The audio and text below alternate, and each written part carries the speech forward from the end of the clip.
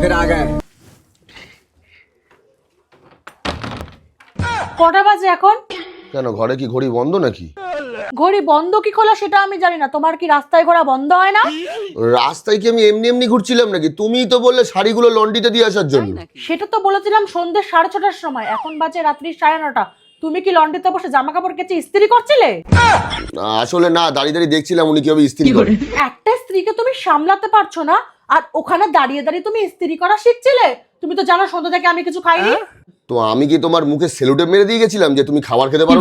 তোমাকে তো বলেছিলাম আসার সময় ভোলাদার দোকান থেকে আলুর চপ আর সিঙ্গারা নিয়ে আসতে, কই সেটা তো তুমি আনোনি। ভোলাদার দোকান বন্ধ হয়ে গেছে দেখলাম। সে তো বন্ধ হয়েই যাবে, ওর দোকানটা খোলা থাকে রাত্রি 8টা অবধি, আর এখন বাজে 9:30।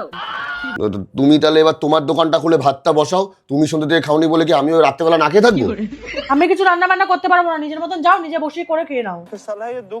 তাহলে আমি কি খাবো? যেখানে দাঁড়িয়ে দাঁড়িয়ে ইস্ত্রি করা শিখছিলে ওনার বাড়িতে চলে যাও, উনি রান্না করে তোমায় খাইয়ে দেবেন। এই বললে তুমি সন্ধ্যা থেকে কিছু খাওনি, তুমি না খেয়ে থাকবে সারা রাত? আমি ডমিনোস থেকে আমার মতন পিৎজা অর্ডার করে নিয়েছি। हम इसका पति है, हमको सिर्फ फांसी का सजा चाहिए। فوز والله خوش رقصة يا اخي دوس دوس عندي خوش فصل